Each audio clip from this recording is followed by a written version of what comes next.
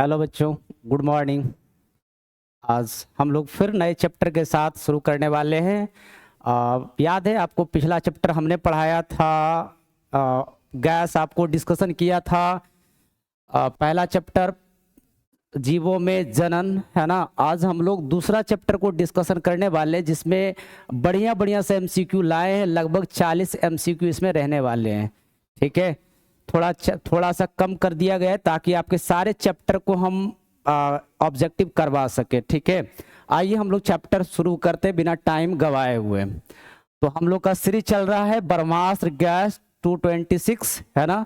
Pinnacle tutorial के माध्यम से आप में चल रहा है और चैप्टर का नाम है चैप्टर नंबर 2, पुष्पी पादपों में लैंगिक जनन। आइए सवाल के साथ शुरू करते हैं। चलिए, पहला नंबर सवाल कह रहा है, और ये जो सवाल है ना आप साथ में बनाते हुए चलना, आपका सारा रिवीजन होता हुआ चलेगा। ठीक है, आइए पहला नंबर सवाल कह रहा है कि पुष्प के नर जनन अंग को क्या कहते हैं। ठीक है, अगर आपको याद है तो कोई पुष्प जो होता है ना, कोई जो पुष्प होता है, तो एक प्रारूपिक पुष्प की बात करें तो इसमें जो होता है ना, इसमें नर भाग भी होता है, मादा भाग भी होता है, और रंगीन पार्ट को अलग नाम देते हैं जिसको हम कहते हैं दलपुंज है ना, और फिर बाह्य दलपुंज होता है। तो इस तरीके से क्या होता है, एक फ्लावर होता है। तो कह रहा है, इसमें कह रहा है कि नर वाले भाग को हम क्या कहते हैं। तो देखो, नर वाले भाग को 4 ऑप्शन दिए, जायांग, पुबंग, बाह्यदल और दलपुंज। देखो यहाँ पे आंसर क्या हो जाएगा, आंसर हो जाएगा पुमंग। आंसर क्या हो जाएगा, पुमंग। थोड़ा सा डिस्कशन कर लेते हैं कि ये जो जायांग है ना, इसको कहते हैं हम मादा भाग कहते हैं, इसको कहते हैं मादा भाग बोलेंगे। और इसकी इकाई हो जाएगी, इसकी इकाई क्या हो जाएगी, इसकी इकाई हो जाएगी अस्त्री केसर, अस्त्री केसर। ठीक है, इसकी इकाई हो जाएगी अस्त्री केसर। और अस्त्री केसर बना होगा किससे, तो बना होगा 3 भागों से मिलके। कौन कौन सा, तो 3 भागों यानी कि वर्तिकाग्र से है ना, और वर्तिका से। ठीक है, और एक बना होगा अंडाशय से मिलके बना होता है। इतनी बातें आप लोग इसमें याद रखोगे। अब आ जाओ पुमंग की बात करें, तो पुमंग कौन सा भाग है, तो ये हो गया नर भाग हो गया। इसकी इकाई क्या हो जाएगी, इसकी इकाई को हम कहते हैं, क्या कहते हैं, पुंकेसर कहते हैं। नहीं, इसकी इकाई को कहते हैं पुंकेसर। और ये भी 2 भागों से मिलकर बना होता है। कौन कौन सा, एक होता है परागकोश एंथर, जिसमें परागकोश, और दूसरा होता है पुतंतु या तंतु कहते हैं, या डंठल कहते हैं। तंतु कहते हैं इसी को, या फिर इसी को हम डंठल कहते हैं। ठीक है, और तीसरा जो भाग होता है ना, तीसरा जो भाग होता है, अच्छा 4 चक्र, एक फ्लावर में टोटल कितने चक्र होते हैं, 4 चक्र होते हैं। ठीक है, तो 2 चक्र तो हो गए, जायांग, पुमंग और बाह्यदल। बाह्यदल की बात करें तीसरा नंबर, तो बाह्यदल सेपल हो गया। ठीक है, और इसकी है ना, ये जो होता है सामान्यतः कैसा होता है, सामान्यतः जो होगा ये हरा होता है। सामान्यतः कैसा होता है, हरा होता है। और इसे हम कहा जाता है सबसे बाहरी चक्र, इसे कहा जाता है सबसे बाहरी चक्र। ठीक है, और ये देखो कोरोला, ये भी एक चक्र है, और ये सामान्यतः रंगीन होता है। और ये जो होता है ये दूसरा चक्र हम कह सकते हैं, इसे हम कह सकते हैं दूसरा चक्र कह सकते हैं। ठीक है, यहां तक आप लोग याद रखिएगा। आगे आइए, अगला नंबर सवाल कह रहा है कि एक परागकोश में कितने लघु बीजाणुधानी होते हैं, है ना। माइक्रोस्पोरेंजिया कितने होते हैं, 4 ऑप्शन दिया है, 1, 2, 3 या 4। अब आपको पहले परागकोश पता है क्या, परागकोश पता है क्या, तो इस टाइप से परागकोश होता है ना, नर भाग। ठीक है, ये हो गया परागकोश, और ये होता है कौन सा, पुतंतु होता है। इसको जब आप कट सेक्शन करोगे, इसको जब काटते हो है ना, तो इस टाइप का स्ट्रक्चर आपको देखने को मिलता है। याद है, इस तरह का स्ट्रक्चर आपको देखने को मिलता है। और इसमें जो होता है, ठीक है, अब देखो काटने पर, अच्छा ये एंथर कैसा होता है, तो एंथर जो होता है वो होता है ना, द्विपालित होता है। एंथर कैसा होता है, द्विपालित होता है, यानी कि बायलोब्ड होता है, यानी कि बायलोब्ड होगा। और कैसा होगा, तो और होगा, ये होगा है ना, द्विकोष्ठकी होगी, द्वि कोष्ठकी होगी, है ना, द्वि कोष्ठकी होती है, और इसमें होता है चतुष्कोणीय, चतुष्कोणीय होता है, चतुष्कोणीय होता है, ठीक है, टेट्रागोनल होता है।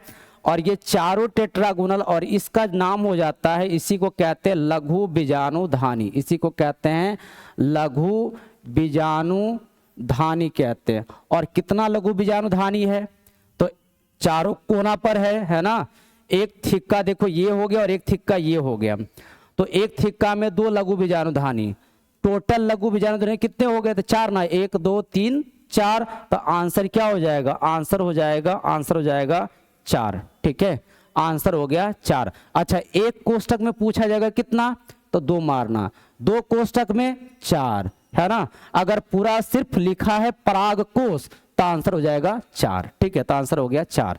चलिए आगे बढ़ते हैं। चलिए अगला नंबर सवाल तीसरा है, कह रहा है पराग कोश की सबसे भीतरी परत कौन सी है जो पराग कणों को पोषण देती है। सवाल आपको समझ में आया, कह रहा है पराग कोश की सबसे बाहरी भीतरी परत कौन सी है जो पराग कणों को पोषण देती है। 4 ऑप्शन है, एपिडर्मिस, एंडोथीसियम, टैपेटम, मध्य परत। आपको अगर डायग्राम याद है, अगर आप बना लिए तो सही है, नहीं याद है तो थोड़ी हम बता दें आपको, जो अभी आपको हम पार के बता रहे थे, इसका पराग कोश का अभी कट सेक्शन अगर पार रहे थे हम लोग, है ना, तो यहाँ पे ये जो है आपको एक जो दिख रहा है, अगर इसको अगर बड़ा करके माइक्रोस्कोपिक देखा जाए तो इस तरह से ये दिखता है, ठीक है। इसमें 4 परतें होती है, इसमें कितने परतें होती है, 4 परतें होती है, ठीक है, इसमें हो जाएंगी 4 परतें। सबसे बाहर वाला जो परत हो गया इसका नाम होता है एपिडर्मिस, ठीक है, और जो मध्य वाला जो इसके जस्ट नीचे वाला परत है इसका नाम होता है एंडोथीसियम, ठीक है, और जो थर्ड वाला परत है, जो थर्ड वाला परत है इसका नाम होता है मध्य परत। यहाँ पे तीसरा देखो, यहाँ पे कर लेते हैं, इसका नाम हो गया मध्य परत, ठीक है। और जो सबसे अंदर वाला, जो सबसे अंदर वाला परत है, ठीक है, यहाँ जो परत होंगी, यहाँ जो परत होंगी, ठीक है, इसका नाम होता है टेपिटम। यही जो परत है ना, यही जो परत है, तो यहाँ पे लघु बीजाणु जो बन रहा है, ठीक है, यहाँ जो लघु बीजाणु बनेगा उसको भोजन यानी कि पोषण देने का काम कौन करेगा, टेपिटम कोशिकाएं करेंगी, है ना। तो आंसर क्या हो जाएगा, आंसर हो जाएगा टेपिटम। और सबसे भीतरी परत है ना, पूछा जाएगा एक लघु बीजाणुधानी में कितने परत होती है, तो 4। सबसे बाहर कहते हैं एपिडर्मिस, दूसरा होता है एंडोथीसियम, तीसरा होता है मिडिल लेयर यानी कि मध्य परत, और चौथा होता है टेपिटम। और टेपिटम जो है वो नया बन रहा लघु बीजाणु को पोषण देने का काम करेगा। आगे बातें समझ में, ठीक है, लघु में आएगा तो आपको लिखना भी पड़ेगा। चलिए आगे, चौथा नंबर सवाल है ये। चौथा नंबर सवाल है कि परागकण का बाह्य चोल एक्साइन किसका बना होता है। 4 ऑप्शन है, सेल्यूलोज, पैक्टिन, स्पोरोपोलेनिन, लिग्निन। आपसे आंसर हो गया क्या? अगर आंसर हो गया तो बहुत बढ़िया, इसका आंसर आ जाएगा, आंसर हो जाएगा, क्या आंसर हो जाएगा, तो आंसर हो जाएगा स्पोरोपोलेनिन, इसका क्या हो जाएगा, आंसर हो जाएगा। सही। चलिए अगर आपसे बन गया तो बहुत बढ़िया, 2-4 कॉन्सेप्ट सीख ले इसके बारे में। अगर परागकण का स्ट्रक्चर देखा जाए तो परागकण आपको याद है, इसमें है ना 2 टाइप की कोशिकाएं हो जाएंगी। बड़ी वाली कोशिकाएं कहलाती कायिक कोशिका, वेजिटेटिव सेल, कायिक सेल, है ना। और जो छोटा होता है, जो चारों ओर साइटोप्लाज्म में तैरता रहता है, उसका नाम होता है कौन सी, उसको कहते हैं जनन कोशिका, उसको कहते हैं जनन कोशिका यानी कि जनन सेल, ठीक है। और आगे चल के यही जनन कोशिका 2 गैमेट का क्या करता है, निर्माण भी करता है, ठीक है। तो टोटल हो जाता है 3 सेल। अब यहां पे आ जाओ, यहां सुनो, इसके जो अंदर होते हैं ना, अंदर जो होगा, ठीक है, इस परत का नाम हम कहते हैं अंताचोल। कौन सा परत कहते हैं, अंताचोल कहते हैं, इंटाइन कहते हैं, इंटाइन कहते हैं, ठीक है। और जो इसके सबसे बाहरी होंगी परत, ठीक है, इसके जो बाहरी परत होंगी, ठीक है, ये जो बाहरी परत होंगी थोड़ी सी मोटी हो सकती है, ठीक है, लेकिन कंटिन्यूअस सतत नहीं होगा, कहीं कहीं इसका क्या होगा, जगह रहेगा, ठीक है, उसे हम जनन छिद्र कहते हैं, उसे हम क्या कहते हैं, जनन छिद्र कहते हैं। और ये जो बाहर परत है जो इरेगुलर होता है और अनियमित होता है उसको हम कहते हैं बाह्यचोल, उसको हम कहते हैं बाह्यचोल। किसकी बनी होती है बाह्यचोल, याद है, अस्पोरोपोलेनिन की। इसमें क्या पाया जाता है, अस्पोरोपोलेनिन, याद है। अस्पोरोपोलेनिन की खासियत यह है कि ये किसी भी ऑर्गेनिक एसिड बेस से इस पे इफेक्ट नहीं पड़ता है। अब तक ज्ञात रेसिस्टेंस में सबसे है ना पावरफुल है अस्पोरोपोलेनिन, ठीक है। अंताचूल किसकी बनी होती है, तो इसमें होता है सेलुलोज और क्या होता है, सेलुलोज और क्या होता है प्लस पेक्टिन होता है, सेलुलोज और क्या होता है पेक्टिन। थोड़ी ये बताओ कि इसका आकार कैसा होता है, एक परागकण का आकार कैसा होता है, आकार बताओ तो गोलाकार आकार कैसा होता है, गोलाकार होता है। और डायमेंशन कितना होता है, तो 20 से 25 माइक्रोमीटर व्यास का होता है। ये सब बातें याद रखिएगा, बार बार सवाल में आता रहेगा, ठीक है। और इसे हम कहते हैं नर युग्मको भिद कहते हैं, नर युग्मको भिद कहते हैं। मेल गेमेटोफाइट को क्या करता है, ये दिखाता है, ठीक है, नर युग्मको भिद। आइए अब अगला नंबर सवाल, सवाल नंबर 5वां कि लघु बीजाणु जनन माइक्रोस्पोरोजिनेसिस के दौरान कितने अर्धसूत्री विभाजन होते हैं। 4 ऑप्शन दिया है, 1, 2, 3, अनेक। बोलिए, पहले तो आपको लघु बीजाणु जनन पता है क्या, आपको आता है क्या, नहीं तो शुरू करें हम लोग थोड़ी सी, है ना। देखो लघु बीजाणु जनन क्या है, तभी हम लोग जो एंथर पा रहे हैं ना, ठीक है, इसी को कट किए तो आपको ऐसा स्ट्रक्चर दिखा था क्या, ठीक है। यहां जो ये गोल गोल आपको पा रहे थे ना, इसको लघु बीजाणुधानी कहते हैं, ठीक है। इसी में एक टिश्यू होता है जिसको कहते हैं अस्पोरोजिनस टिश्यू, ठीक है।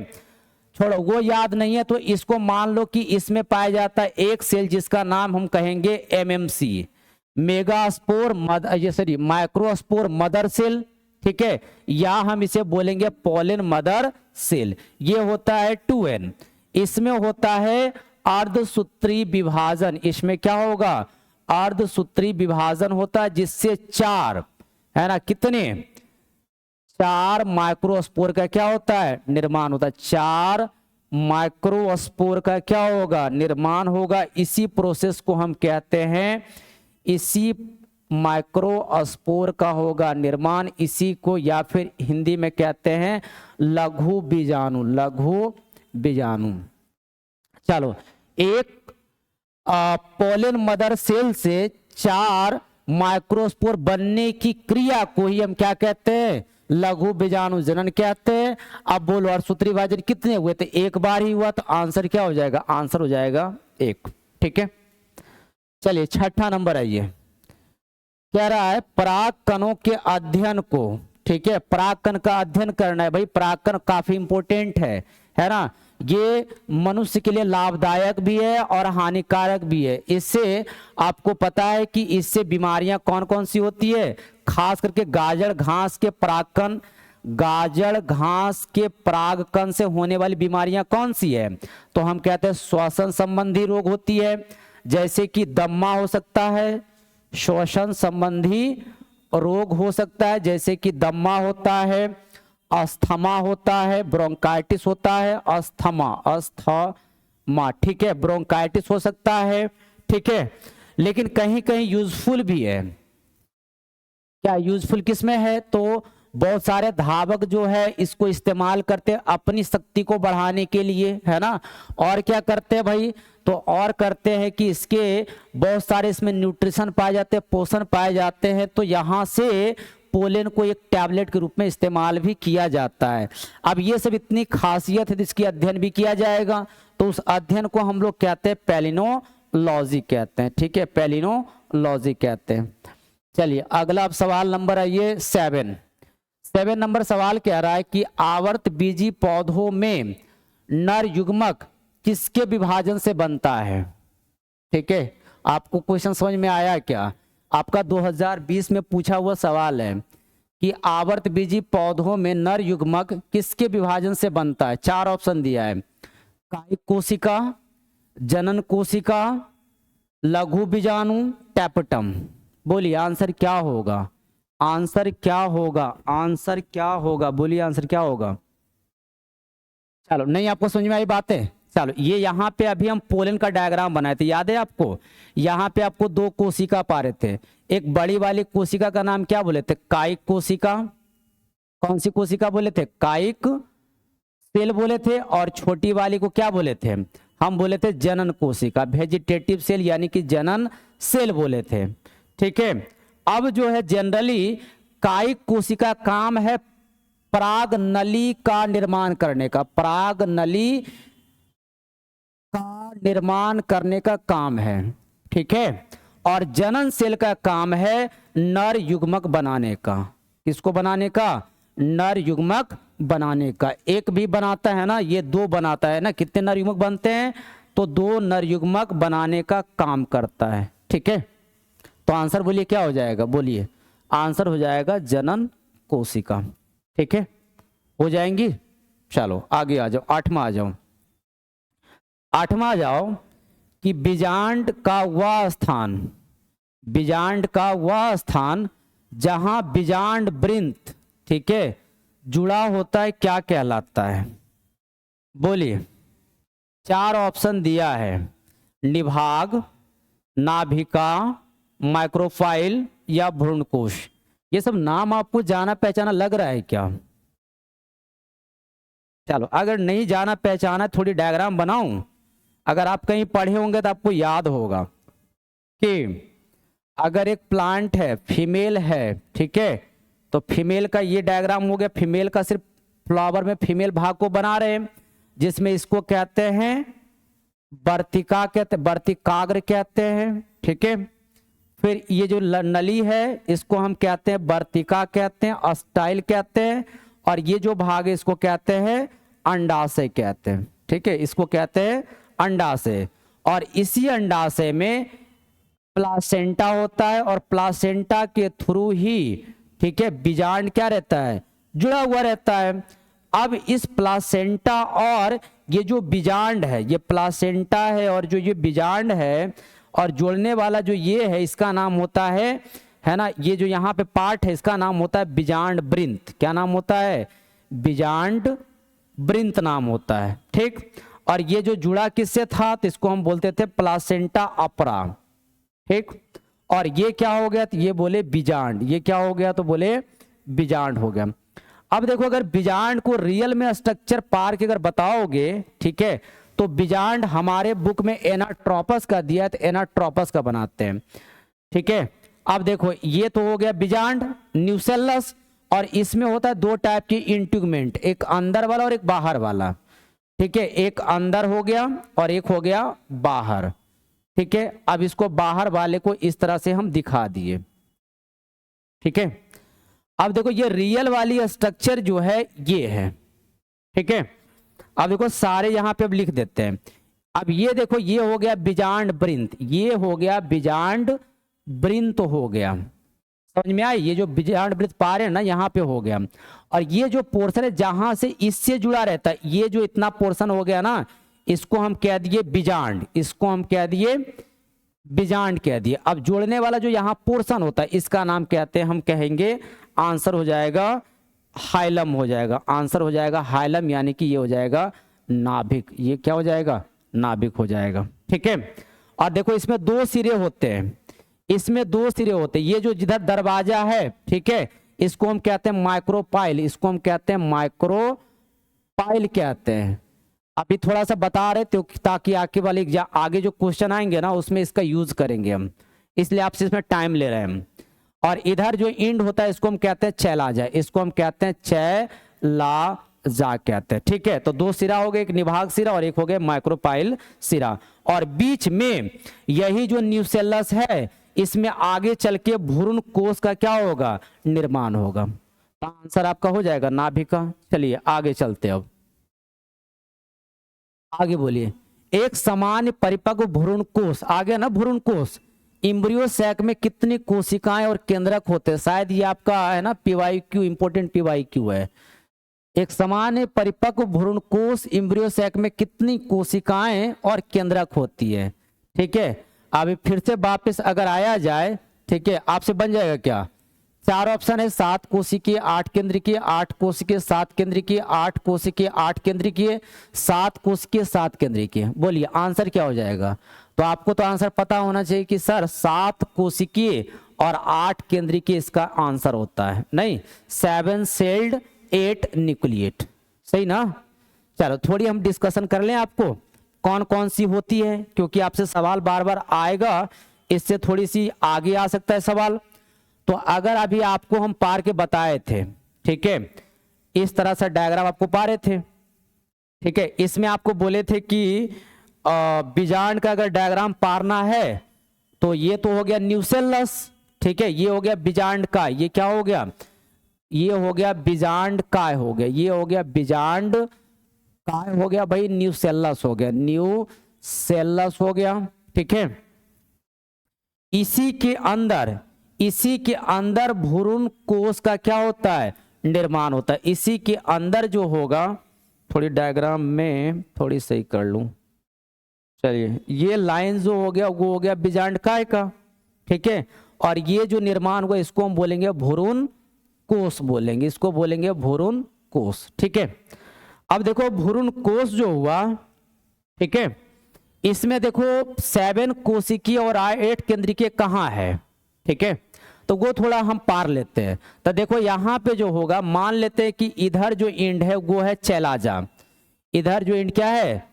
चैलाजा है, और इधर जो इंड है, ये जो छोर है इसको हम बोल दिए माइक्रोपाइल, इसको बोल दिए माइक्रोपाइल बोल दिए। तो हमेशा याद रखना कि माइक्रोपाइल के तरफ जो होगा, इधर साइड होगा 2 अंड कोशिका, सॉरी 2 होगा सिनर्जिड सहायक कोशिका, और एक होगा बड़ा सा साइज में, उसको बोलेंगे अंड कोशिका, उसको बोल देंगे हम अंड कोशिका बोलेंगे, ठीक है, उसको बोल दिया अंड कोशिका। नाम लिख दूं तो 2 हो जाएगा सिनर्जिड, 2 हो जाएगा, क्या हो जाएगा? सहायक कोशिका, सहाय कोशिका हो जाएगा। संख्या में कितना होगा भाई? संख्या में हो जाएगा 2 कोशिका, 2 सेल होगा, और केंद्रक भी कितने होंगे? तो 2 केंद्रक होंगे, 2 कोशिका होगा, 2 केंद्रक होगा, ठीक। आगे थोड़ी आ जाओ, अब देखो बीच में, अच्छा इसकी भी नाम लिख देते हैं, और ये क्या हो गया? तो ये हो गया अंड कोशिका, ठीक है, एक सेल कितने कोशिका? तो 1 सेल, और केंद्रक भी कितने होंगे? तो 1 केंद्रक, है ना, 1 न्यूक्लियस यानी कि 1 केंद्रक, ठीक है। टोटल कितने हुए अभी? 3 ना, अभी हुए 3 हुए। सर टोटल कितना पुराना है भाई? 7 कोशिका ना, तो 7 कोशिका पुराते हैं। अब आगे आ जाओ, अब यहां पे जो होता है, यहां पे देखो होता है 1 कोशिका, लेकिन केंद्रक कितने होते हैं? 2, ठीक है। यहां पे आ जाओ, यहां पे इस कोशिका का नाम कहते हैं, हम लोग कहते हैं ध्रुवीय केंद्रक, ठीक है। पहले इसको आ जाओ, केंद्रीय कोशिका, नाम होता है केंद्रीय कोशिका, ठीक है, सेंट्रल सेल, और इसमें होते हैं 2, इसमें सॉरी पहले लिख देते हैं, पहले कितने कोशिका हो गए भाई? तो हो गया 1 कोशिका, इसमें हो गया 1 सेल हो गया, 1 सेल हो गया, और 2 न्यूक्लियस हो गया, 1 सेल और 2 न्यूक्लियस हो गया, ठीक है। और 3 जो होता है ये साइड पे होता है, इसको हम क्या कहते हैं? इसको हम कहते हैं प्रतिव्यासांत, एंटीपोडल, प्रतिव्यासांत कोशिका कहते हैं, ठीक है। इसकी संख्या कितना और किस सिरे पे होता है? तो इसकी संख्या हो गई कितनी कोशिका? तो 3 सेल हो गए, केंद्रक कितने हो गए? 3 न्यूक्लियस हो गए। अब टोटल देखो जोड़ के बताओगे। अच्छा, ये अगर बोला जाएगा आपको कि कंप्लीट बीजांड का, परिपक्व बीजांड का डायग्राम बना के दिखाओ, तो आप इस तरह से बना के दिखा दोगे, ठीक है। अब देखो टोटल जोड़ के बताओ कितना हो गया? तो 2 कोशिका यहाँ पे, 1 यहाँ पे, 3, 1 कोशिका यहाँ पे, 4, 4 और ऊपर 3, कितना हो गया? 7। लेकिन न्यूक्लियस कितने? तो 8 ना, 3 यहाँ पे हो गया, और यहाँ पे 1 सेल में 2 न्यूक्लियस, तो 3 और 1 4 है, 3 2 5 और 5 3 8 हो गया। ठीक है, अब देखो अंड कोशिका, ठीक है, और सहायक कोशिका, ये दोनों को मिला के एक नाम देते हैं, उसको कहते हैं एग एपरेटस, यानी इसको कहते हैं अंड समुच्चय कहते हैं। याद रखिएगा, पिछला ईयर में आया हुआ है अंड समुच्चय यानी कि एग एपरेटस। किसको किसको मिलाने पर, किसको किसको मिलाने पर, तो एक अंड कोशिका और 2 सहायक कोशिका को मिलाने पर अंड समुच्चय एग एपरेटस का निर्माण होता है। ठीक है, नाम है, आप याद रखिएगा। चलिए आगे आ जाइए। अब 10वां नंबर सवाल, फिलीफॉर्म उपकरण, फिलीफॉर्म एपरेटस की भूमिका क्या है। अब देखिए फिलीफॉर्म कहाँ होता है सर, 4 ऑप्शन पहले पढ़ लूं, चलो आज पढ़ लेते हैं। पराग कण को पकड़ना, पराग नलिका को निर्देशित करना, निषेचन को रोकना या फल बनाना। आपसे आंसर हो गया क्या? चलिए नहीं हुआ तो थोड़ी सी समझ लेते हैं। देखो सर ये होता कहाँ है ना, ये कहाँ होता है फिलीफॉर्म ऑपरेटस। तो फिलीफॉर्म जो ऑपरेटस होता है ये यही सहायक कोशिका के पास ही होता है ना, इसी के पास होता है, इसी में होता है। ठीक है, और इसका काम है जो बाहर से पराग नली आ रही है ना, मान ले कि बाहर से पराग नली आ रही है, ठीक है, पराग नली का रास्ता ये हुआ, तो इसको सही रास्ते में अंड कोशिका के पास ले जाने का काम कौन करता है, तो फिलीफॉर्म उपकरण करता है। तो आंसर क्या हो जाएगा, पराग नलिका को निर्देशित करने का काम करता है, to guide pollen tube. Answer हो जाएगा बी फॉर बॉम्बे।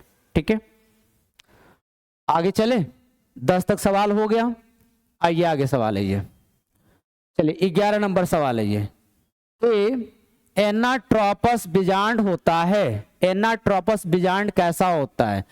देखिए सबसे लगभग से मैक्सिमम प्लांट में जो होता है, जो भी आवृतबीजी पौधे हैं उसमें मैक्सिमम बीजांड जो होता है वो एनाट्रोपस टाइप का होता है, और ये होता है इन्वर्टेड। तो आंसर याद रखिएगा, उल्टा लगभग 180 डिग्री है ना होता है बीजांड वृंत से। ठीक है,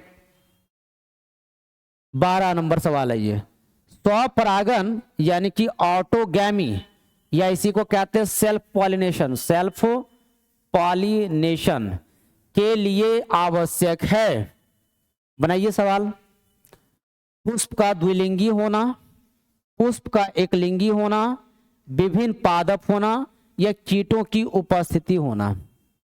बोलिए आंसर क्या होगा, बोलिए। तो आंसर हमें लग रहा है कि स्वपरागन के लिए स्वपरागन एकदम होना चाहिए। तो स्वपरागन कब होगा, तो जब नर और मादा दोनों रहेगा एक साथ, यानी कि पौधा में अगर नर और मादा दोनों अगर एक साथ है तो वैसे पौधे को क्या कहते हैं, द्विलिंगी कहते हैं ना, क्या कहते हैं, द्विलिंगी। तो आंसर क्या हो जाएगा, पुष्प का द्विलिंगी होना, यानी कि बाइसेक्सुअल फ्लावर में आवश्यक है क्या होगा, द्विलिंगी। अच्छा थोड़ी हम परागन थोड़ी बता दूं आपको, तो परागन क्या होता है, आपको पता है परागन क्या होता है? तो परागन हम लोग पढ़े हैं कि पराग कण का कहां पहुंचना, तो पराग कण का बढ़ती काग्र पर पहुंचना। ठीक है, पराग कण का बढ़ती काग्र पर पहुंचना ही क्या कहलाता है, परागन कहलाता है, पहुंचना परागन कहलाता है। अब देखो परागन 2 टाइप के होते हैं। ठीक है, एक परागन को कहते हैं स्वयुग्मन या स्वपरागन, स्वयुग्मन या स्वपरागन कहते हैं।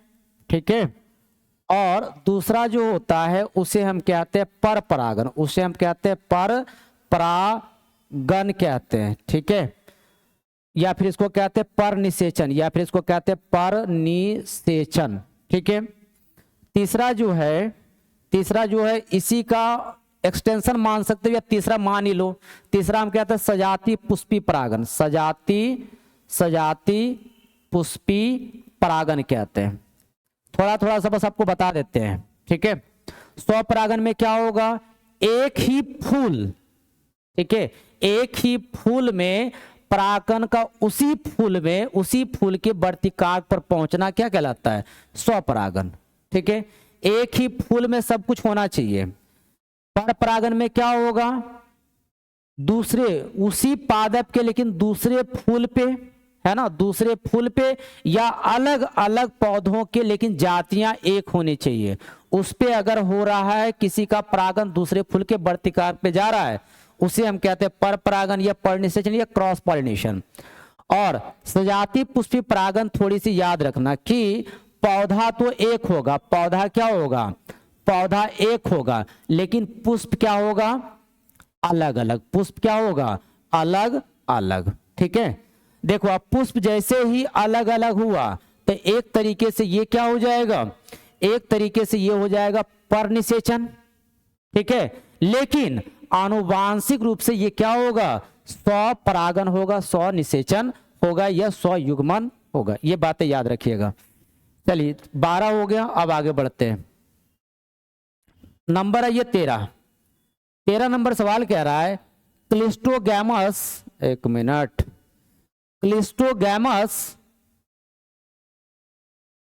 क्लिस्टोगैमस पुष्पों में क्या होता है। देखिए पुष्प जो होता है ना, पहले बना लोगे, अब बना लेते हैं। क्लिस्टोगैमस पुष्पों में क्या होता है, पहला ऑप्शन है परपरागन, दूसरा है स्वपरागन, तीसरा है कीट परागन और चौथा है जल परागन। आंसर आपसे होगा क्या, ये आपका PYQ 2021 में आया हुआ है, आपसे बन जाएगा। चलो अगर आप बना लिए होंगे तो आंसर क्या आया होगा, आंसर हमें लग रहा है आया हुआ होगा, ठीक है, आंसर आया होगा स्वपरागन। क्या आया, क्या आंसर आएगा आपका स्वपरागन। सर ऐसा क्यों, तो हम आपको अभी बता देते हैं कि 2 तरह के फूल होते हैं। ठीक है, ये जो क्लिस्टोगैमस फ्लावर है ना, वो कभी खुलता ही नहीं है, तो हम बोलेंगे जो पुष्प जो होता है वो कभी खुलता नहीं है। क्या लिख रहे हैं, चलो लिख देते, कभी खुलता नहीं है, यानी कि इसके पुष्प जो है ना कभी खुलता ही नहीं है, यानी कि उसके मेल और फीमेल पार्ट दोनों एक साथ होते हैं, और बाहर खुला ही नहीं तो बाहर से कीड़े मकोड़े तो आएंगे नहीं, तो पर परागन का चांस बनता ही नहीं है, तो हमेशा क्या होता है, हाँ खुलता नहीं है ना, कभी खुलता नहीं है, इसलिए हमेशा होगा स्वपरागन। ठीक है, हमेशा क्या होगा, हमेशा होगा स्वपरागन होगा। ठीक है, याद रखिएगा। बाकी जो नॉर्मल खुलते प्लांट है, जो नॉर्मल फ्लावर खुलते, उसे हम कहते हैं चेस्मोगैमस। ठीक है, याद रखिएगा। चलिए क्वेश्चन नंबर आते हैं 14, सजातीय परागन में शामिल है, जिटनोगैमी में शामिल है, आपको ऑलरेडी अभी बता दिए, बताइए आप आंसर बताइए।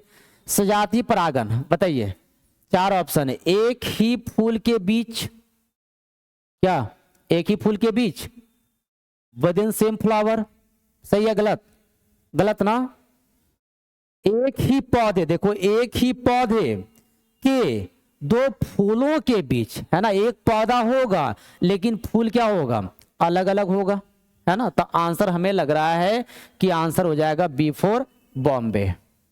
नहीं, सी तो होगा नहीं, 2 अलग अलग पौधों के बीच। अब देखो यहीं पे आपको लिख दो, डिफिनेशन में लिखोगे एक ही फूल के बीच, तो ये हो जाएगा स्वपरागन, ये हो गया, क्या हो गया, ये स्वपरागन हो गया, नहीं, और एक ही पौधों के बीच, तो इसको कहते हैं सजातीय परागन, सजातीय परागन। अब देखो यहां पे ये जो होता है जेनेटिक रूप से है स्वपरागन, ठीक है, और आकार की रूप से है परपरागन। ठीक है, तो सजातीय परागन जो होता है, बस लिख लेना। चलो 2 अलग अलग पौधों के बीच तो होगा ही नहीं, तो ये तो हो जाएगा परपरागन, ये हो जाएगा पर परागन या पर निषेचन भी इसको कहते हैं। ठीक है, इनमें से कोई नहीं, आंसर हो जाएगा बी। चलिए अगला नंबर सवाल आइए, 15 नंबर सवाल कह रहा है कि वायु परागन एनिमोफिली सामान्यतः किसमें होता है। बोले पहले तो ये याद रखिए कि वायु परागन को हम कहते हैं एनिमोफिली, सामान्यतः किसमें होगा, बोले आंसर, बोले लिली, घास, आर्किड या लेग्यूम्स, तो आंसर हो जाएगा B4 बॉम्बे, घास में। कॉमन कहाँ होगा, सामान्यतः पाया जाएगा घास में वायु परागन पाया जाएगा। ठीक है, चलिए आगे सवाल 16 नंबर, जल परागन जिसे हम कहते हैं हाइड्रोफिली, जिसे हम कहते हैं हाइड्रोफिली बोलेंगे, किस पौधों में होता है, कमल, जलकुंभी, वैलिसिनेरिया या गुलाब। तो देखो आपको ट्रिक दे देते हैं कि जल द्वारा परागन होने वाला देखो कम ही प्लांट है, लगभग 30 वंशों तक ही सीमित है। तो आप याद रखिएगा HBZ, ठीक है, HBZ। H से हाइड्रिला, H से क्या हो जाएगा, हाइड्रिला हो जाएगा, H से हो जाएगा हाइड्रिला, V से हो जाएगा वेलिसिनेरिया, वैलिसिनेरिया, और Z से हो जाएगा जोस्टेरा, जोस्टेरा, ठीक है। HBZ ये तीनों में होगा किसके थ्रू, तो जल के द्वारा परागन होगा, ठीक है। बाकी देखो कमल रहने वाला है पानी में, लेकिन पानी के थ्रू इसमें निषेचन नहीं होता है, ठीक है। इसमें होता है कीट पतंगों के द्वारा होता है, तो कमल में नहीं होगा, जल कुंभी में भी नहीं होगा। पूछा जाएगा जल में रहने वाला लेकिन जल के द्वारा नहीं होता है, तो ये सब ऑप्शन याद कर ले। कमल में नहीं होता है जल के द्वारा, जल कुंभी में नहीं होता है, गुलाब में भी नहीं होगा। रहने वाला है जल में, कमल और जल कुंभी, लेकिन जल के द्वारा नहीं होगा। तो बार बार पूछा जाता है आपसे सवाल, ठीक है। तो आप बना लोगे। अब चलिए 16 हो गया, अब आगे बढ़ते हैं। चलिए 17 नंबर सवाल, थोड़ा तेजी में अब बढ़ने की कोशिश करते हैं।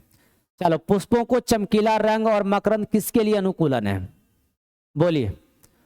पुष्पों में जो चमकीला रंग पाया जाता है और या उसमें मकरंद होता है, पोषक तत्व होते मकरंद होते हैं, किसके लिए अनुकूलन है भाई, किसको चाहिए, हवा को चाहिए क्या, हवा को चाहिए क्या, हवा क्या करेगा, हवा को रंग या आकार या शकल सूरत से क्या मतलब है, नहीं, तो हवा को तो नहीं चाहिए, तो हवा नहीं होगा। कीट को चाहिए क्या, बोलो, कीट को चाहिए, हाँ भाई जीव है, कीट क्यों जाएगा, हर किसी को फायदे चाहिए, नहीं, हर किसी को क्या चाहिए, फायदे चाहिए, तो कीट एक जीव है, उसको चाहिए फायदे। तो फूल के पास क्या फायदे हैं, तो फूल उसको क्या दे सकता है, तो फूल उसको अट्रैक्ट तो करेगा और उसको देगा मकरंद देगा, रस देगा। तो यानी कि आंसर हो जाएगा इंसेक्ट पॉलिनेशन के लिए, ठीक है। जल को तो नहीं चाहिए, स्वपरागन में चाहिए ही नहीं, है ना, तो आंसर हो जाएगा बी फॉर बॉम्बे। चलिए अगला 18 नंबर सवाल, पराग अस्त्रिकेसर संकर्षण पॉलन पिस्टिल इंटरेक्शन शामिल है। देखिए पराग अस्त्रिकेशन संकर्षण, 4 ऑप्शन दिया, पराग की पहचान, पराग का अंकुरण, पराग नलिका की वृद्धि, उपरोक्त सभी। आप पढ़े क्या, पढ़े तो बन सकता है आपसे आंसर, क्या आएगा आंसर, ABCD क्या होगा, तो आंसर हो जाएगा डी, है ना, उपरोक्त क्या हो जाएगा, सभी हो जाएगा, D फॉर दिल्ली, नहीं तो उपरोक्त में हो जाएगा सभी। क्या पॉलन पिस्टल इंटरेक्शन यही है कि परागकण जो है ना, परागकण जो है, ठीक है, कोई भी प्लांट है उसी जाति का, तो सबसे पहले परागकण जाएगा वर्तिकाग्र के पास, तो वर्तिकाग्र उससे पूछताछ करेगा, भाई एक केमिकल के माध्यम से उसके साथ कांटेक्ट करेगा, पहचानेगा अपना है या नहीं है, अपना है तो ठीक है पराग नली का निर्माण करो, और अपना नहीं है तो उसको फिर क्या कर देगा, रिजेक्ट कर देगा। तो इसी पूरा जो प्रक्रिया हो रही है सारे को मिला के कहते हैं पराग अस्त्रिकेसर। ये हो गया पराग, है ना, और ये हो गया अस्त्रिकेसर संकर्षण, यानी कि इंटरेक्शन, दोनों के बीच केमिकल इंटरेक्शन हो रहा है, बातचीत नहीं हो रही, केमिकल के थ्रू हो रहा है ना, रासायनिक होती है। तो सब कुछ हो जाएगा, पराग की पहचान करेगा, फिर अगर पहचान लिए कि अपना कौन है पराया कौन है, अपना है तो फिर कहेगा भाई पराग का अंकुरण करो, तो यहाँ जो पॉलन है वो आपको वेजिटेटिव सेल पढ़ाए थे ना, तो वो बोलेगा पराग का निर्माण करो, पराग नली बनाओ, तो पराग नली बनाएगा, और पराग नली की वृद्धि भी होगी, तो आंसर हो जाएगा ऑल ऑफ दिस। 19 नंबर सवाल है ये, विपुंसन इमेसिकुलेशन की प्रक्रिया किससे हटाया जाता है। ये देखिए आपको जेनेटिक्स पढ़िएगा तो वहां पे इस्तेमाल आएगा, मेंडल्स ने यही किया था बार बार, ठीक है। विपुंसन, तो विपुंसन देखो विपुंसन क्या होता है, तो विपुंसन होता है कि, ठीक है, विपुंसन होता है कि कोई भी प्लांट है, कोई भी फ्लावर है, मान ले कोई भी फ्लावर है, ठीक है, फ्लावर का डायग्राम पार दिए, ठीक है, यहां से, ठीक है, हमको करवाना है पर परागन, तो हम क्या करेंगे, जो मेल पार्ट है ना इसको काट के हटा देंगे, इसको काट के क्या करना है, हटा देना, इसी प्रक्रिया को कहते हैं, हम कहते हैं विपुंसन कहते हैं। तो आंसर क्या बोलेंगे, वर्तिकाग्र को हटाया जाएगा, ठीक है, वर्तिकाग्र नहीं, क्या हो जाएगा, वर्तिकाग्र नहीं, क्या हो जाएगा, पराग कोष को हटाया जाएगा। ठीक है, तो आंसर हो गया बी। चलिए अगला सवाल आइए। अगर आपको बढ़िया लग रहा हो तो आप लाइक शेयर और सब्सक्राइब कर दें, और सब्सक्राइब जरूर कर दें, है ना। और चलिए 20 नंबर सवाल आ जाइए। कृत्रिम संकरण में बैगिंग या बैगिंग क्यों की जाती है? देखो, हमें नया प्लांट बनाना है तो हमें दूसरे पॉलन ग्रेन्स को किसी पौधों पे, किसी अलग जाति किसी सेम जाति के पौधों पे डालना है, लेकिन पॉलन होना चाहिए बढ़िया वाला। ठीक है, तो अपना नहीं डाले तो उसको हमको बचाना है, तो हमें उसको क्या करते हैं, लपेट देते। देखो थोड़े डायग्राम से समझाऊं।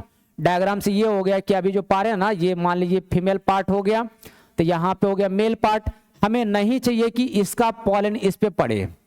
ठीक है, तो हम क्या करते हैं, हम ये जो अस्त्री केसर है ना, इसको बैग से ढक देंगे। ठीक है, इसी को कहते हैं बैगिंग। तो देखो क्या आंसर क्या हो जाएगा, पराग कण को बचाने के लिए, अवांछित पराग से बचाने के लिए, निषेचन तेज करने के लिए, फूल को सुंदर बनाने के लिए। क्या आंसर हो जाएगा? तो हमें लग रहा है आंसर हो जाएगा अवांछित। हमें जो नहीं चाहिए, ठीक है, उससे हमको क्या करना है, बचाना है, तो आंसर हो जाएगा बी। चलिए आगे बढ़े। आइए क्वेश्चन नंबर 21। अब देखो बढ़िया सवाल और भी है। द्वि निषेचन, जिसे हम कहते हैं दोहरा निषेचन। द्वि निषेचन यानी कि दोहरा निषेचन की खोज किसने की थी? तो दोहरा निषेचन की खोज की थी, आपको याद है? क्या हो जाएगा आंसर? आपका PYQ है, आपसे बन जाएगा क्या? आंसर हो जाएगा नवाज सिंह ने, बी फॉर बॉम्बे। ठीक है, चलिए आगे आ जाइए। सवाल नंबर है 22 कि दोहरा निषेचन किसका मुख्य लक्षण है? भाई दोहरा निषेचन किस पादप जाति में पाई जाती है ना। पादप का कौन सा वर्ग है जिसमें स्पेशल यूनिक लक्षण है, यूनिक कैरेक्टर है, दोहरा लक्षण है ना, किसमें होगा? तो ब्रायोफाइट निम्न जाति का है, नहीं होएगा। टेरिडोफाइटा में नहीं होगा। अनावृत बीजी जिम्नोस्पर्म, जिसमें सीड खुला रहता है, नंगा रहता है सीड, इसमें भी नहीं होगा। किसमें होगा? आवृत बीजी में, जिसमें सीड जो है वो फल के अंदर होते, ढके रहते हैं, और फूल भी इसमें पाया जाता है ना। तो आंसर होगा आवृत बीजी। चलिए अगला अब आ जाइए क्वेश्चन नंबर 23। त्रिसंलयन ट्रिपल फ्यूजन के परिणाम स्वरूप क्या बनता है?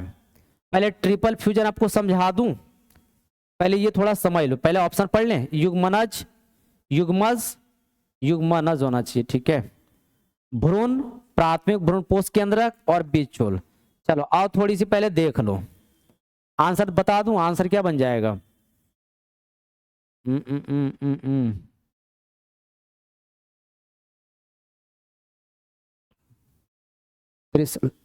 चलो आज पहले समझ लेते हैं। देखो आधे आपको हम भ्रूण पोष पार के बताए थे कि 3 सेल यहाँ पे हो जाएगा, जिसको हम एंटीपोडल सेल बोले थे। कौन सा एंड था? तो चलाजा एंड था, चैलाजा एंड था। ठीक है, चैलाजा ही पढ़ना, चौलाजा लिखा गया।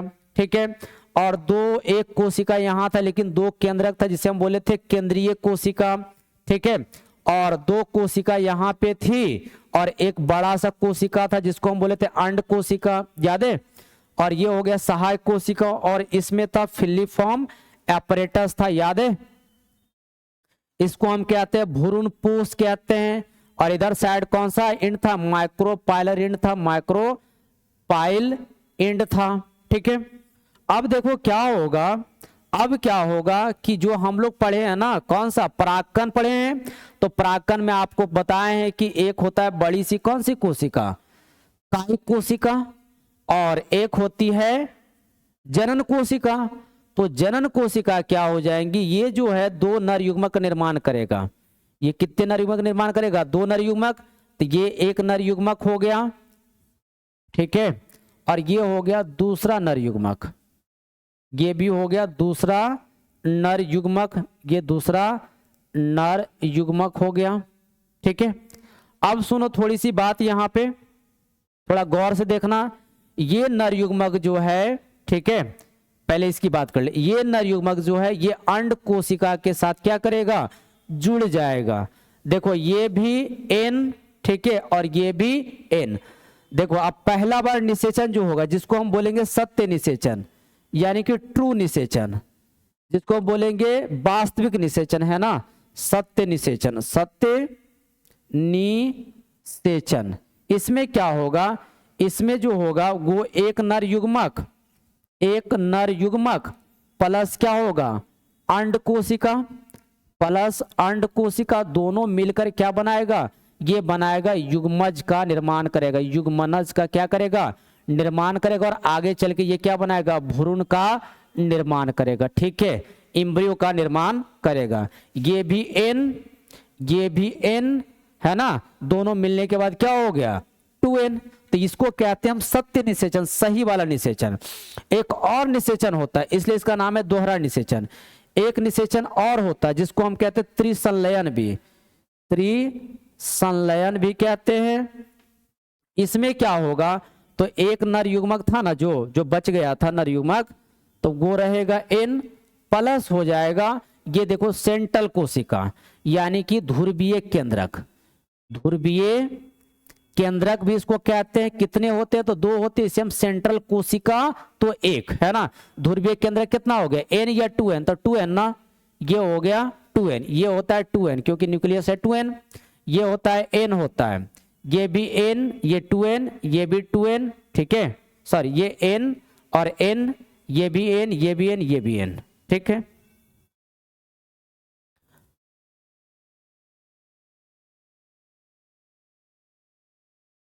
चलिए हो गया, ध्रुवीय केंद्र से मिला तो ये बनाता है प्राथमिक भ्रूणपोष। क्या बनाता है, प्राथमिक भ्रूणपोष बनाता है, प्राथमिक भ्रूणपोष बनाता है, ठीक है। और आगे चल के ये जो हो जाता है वो भ्रूणपोष मैच्योर भ्रूणपोष का निर्माण करता है, और यही भ्रूणपोष भ्रूण को क्या देता है, पोषण देने का काम करता है। आंसर क्या हो जाएगा बोलिए, अब आंसर हो जाएगा ट्रिपल फ्यूजन के। देखो ट्रिपल फ्यूजन से पूछ रहा है, तो ट्रिपल फ्यूजन यहां हुआ ना कि एक नर युग्मक और 2 यहाँ पे 2n यहाँ पे है, 2 केंद्रक और 1 केंद्रक ये हो गया, तो n तीन को फ्यूज हो रहा है, इसलिए इसको बोले ट्रिपल फ्यूजन। तो आंसर क्या बनता है, नर युग्मक और ट्रिपल फ्यूजन के मिलने से देखो क्या बनता है, तो प्राथमिक भ्रूणपोष, तो आंसर हो गया प्राथमिक भ्रूणपोष केंद्रक, ठीक है। और अगर सत्य निषेचन से पूछा जाएगा यानी कि, तो आंसर हो जाएगा युग्मनज यानी कि ये होता है 2n, ठीक है।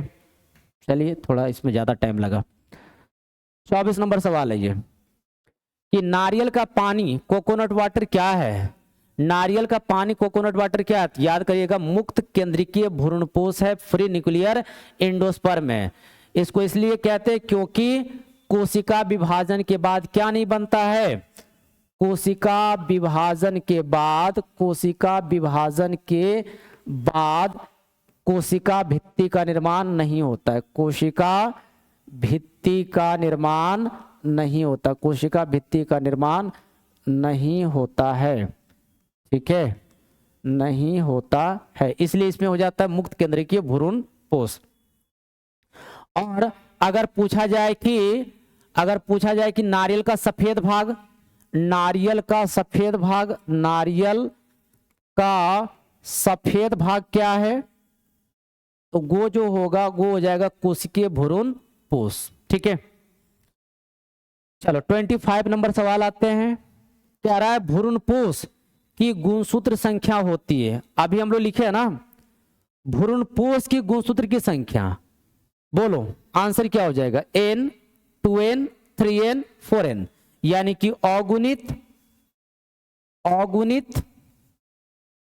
द्विगुणित डबल सेट ऑफ क्रोमोसोम, या त्रिगुणित या चतुष्गुणित, बोलो आंसर क्या होगा।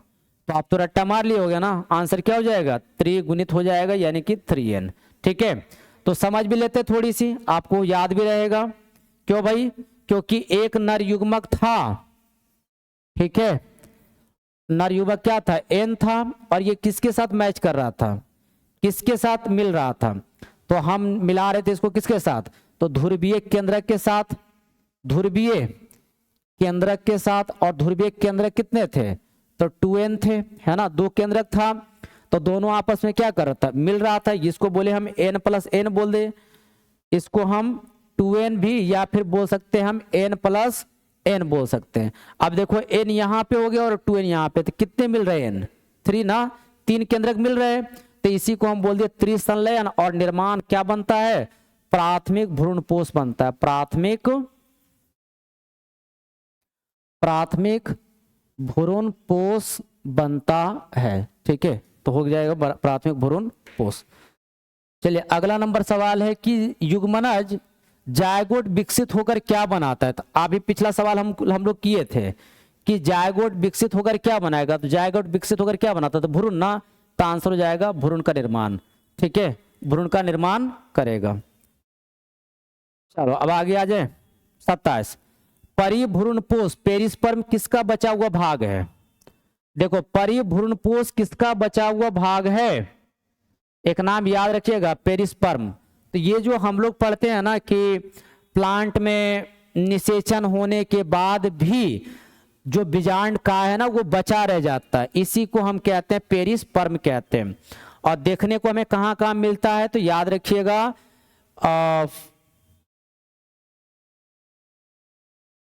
क्या लिख दूं,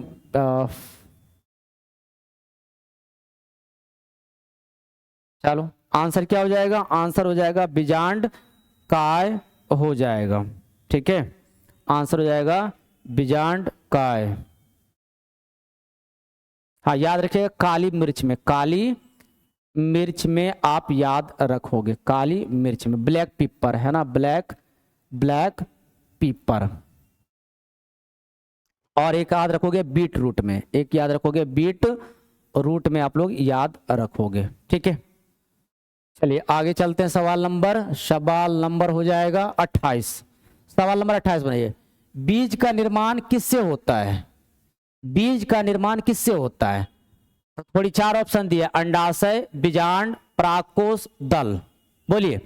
तो एक फ्लावर की बात करें तो ये फीमेल पार्ट हो गया उसका, ये मेल पार्ट हो गया, ठीक है, और बाकी ये पुष्पासन हो जाता है, ठीक है।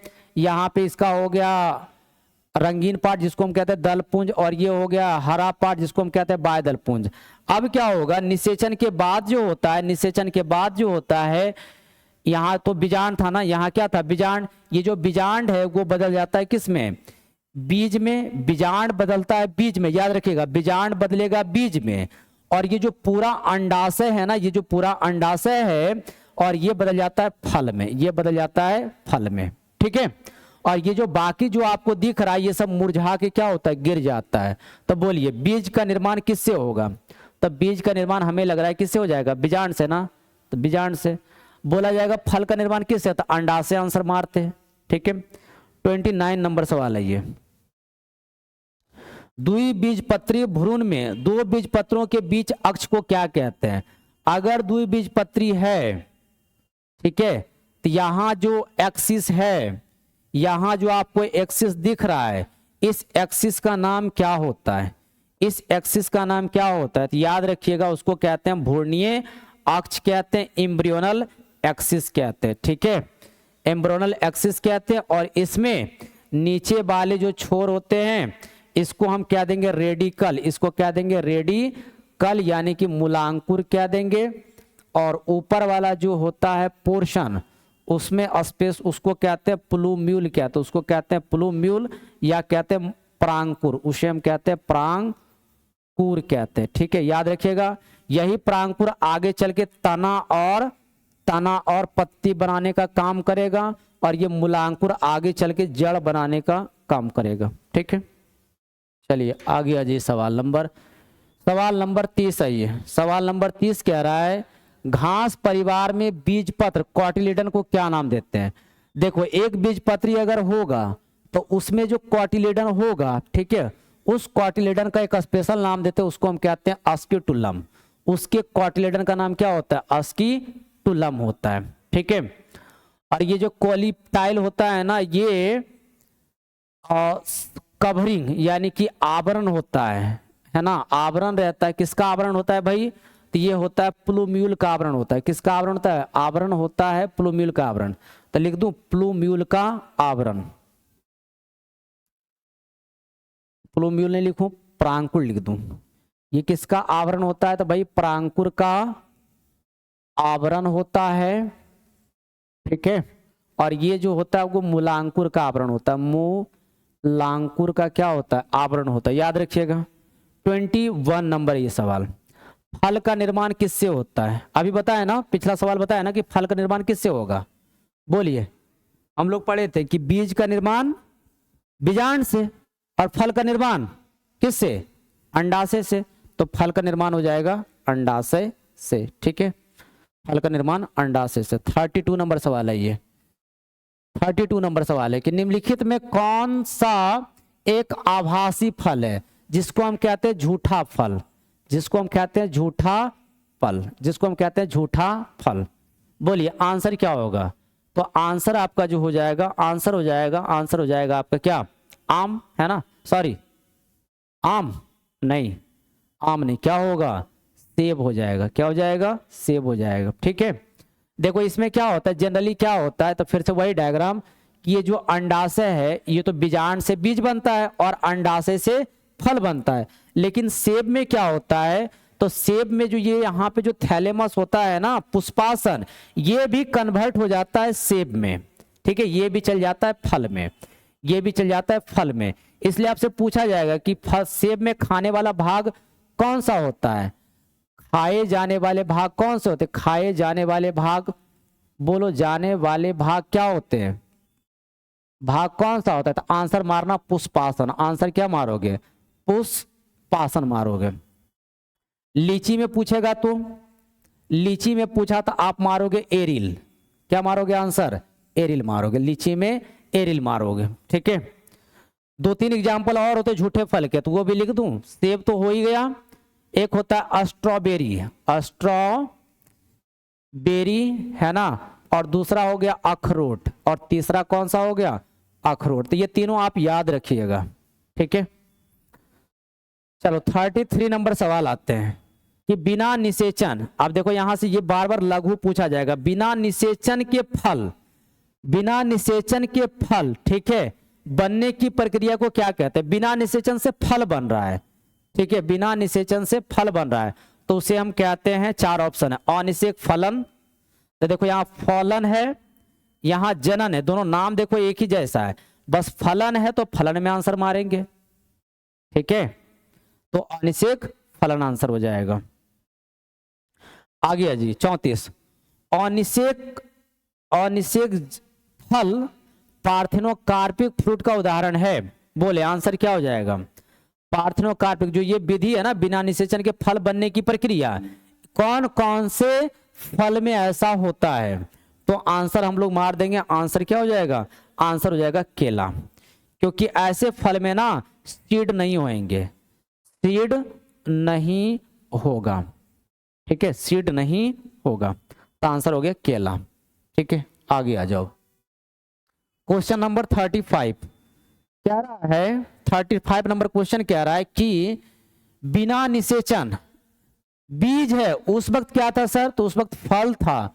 अब की बार कह रहा है बिना निषेचन के बीज पैदा करने की प्रक्रिया क्या कहलाती है? तो आप इसे लघु भी बना लीजिएगा, ठीक है। बिना निषेचन के बीज पैदा करने की प्रक्रिया क्या कहलाती है?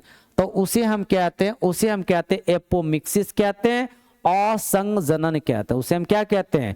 असंग जनन कहते हैं। अच्छा, ये जो है ना एक तरह का अलैंगिक जनन है। कैसा विधि है? अलैंगिक जनन है, ठीक है, अलैंगिक जनन है। ये एक तरह का मिमिक्री करता है, किसका? लैंगिक जनन का मिमिक्री करता है। तो याद रखिएगा असंग जनन, ये अपसंग जनन नहीं करना, असंग जनन।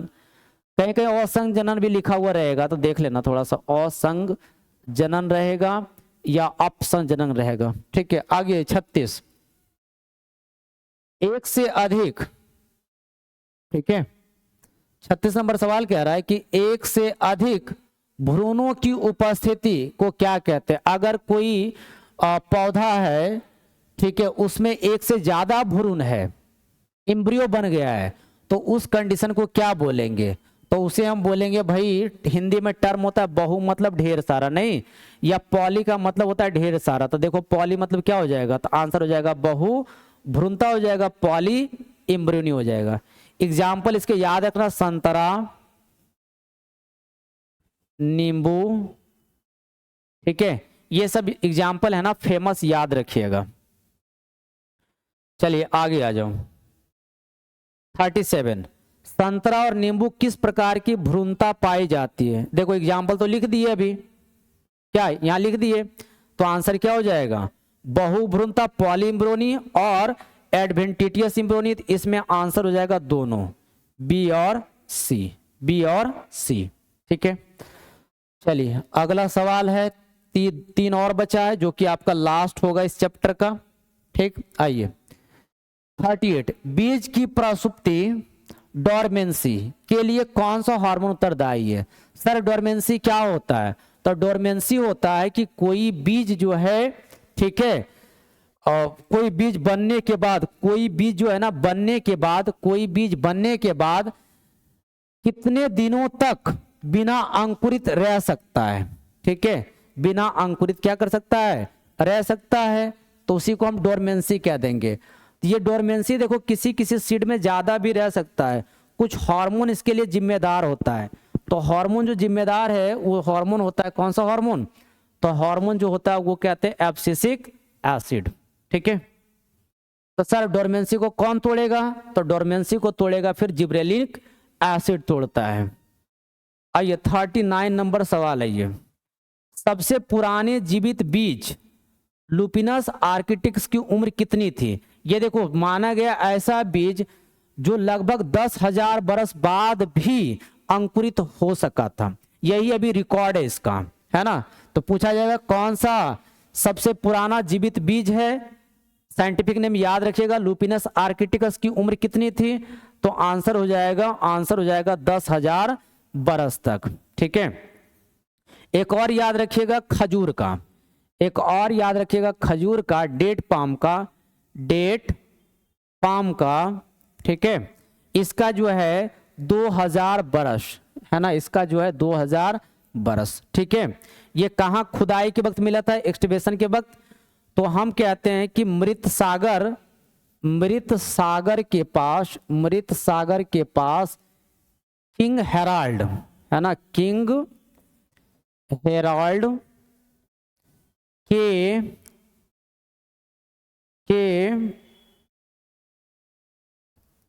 बिल्डिंग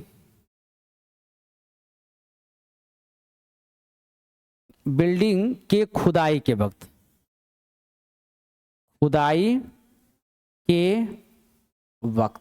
ठीक है, ये याद रखिएगा।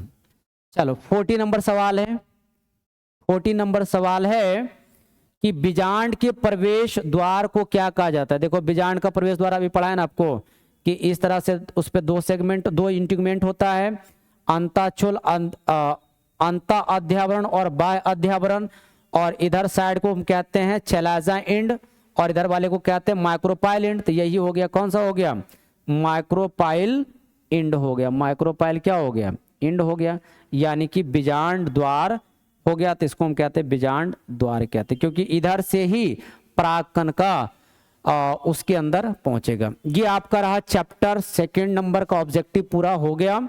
लगभग इतना करिएगा तो है कि सवाल जो आना होगा इसी से रिलेटेड आएगा, या फिर हो सकता है कि डायरेक्ट ऐसा आ जाए सवाल। तो इसको थोड़ा एक बार देख लीजिएगा और इसके बाद अपना PYQ जरूर बना लीजिएगा, ठीक है। ये आप इसमें एक्स्ट्रा सवाल दिए हुए हैं और आपका PYQ भी कुछ कुछ इसमें लिया गया है, तो दोनों कर लीजिएगा तो आपका सारा कंप्लीट हो जाएगा, ठीक है। अब हम लोग इसके बाद अगले वीडियो में नेक्स्ट चैप्टर करेंगे, और हमें उम्मीद है कि 31 तारीख तक आपका हो सकता है कि लगभग 10 से 12 चैप्टर कंप्लीट कर दिया जाएगा, ठीक है। तो आज के लिए इतना ही, अब मिलते हैं नेक्स्ट वीडियो में। तब तक के लिए आप बढ़िया से तैयारी करते रहें और जितना पढ़ाया जा रहा है उसको रेडी करते रहें। आज के लिए इतना ही, थैंक यू।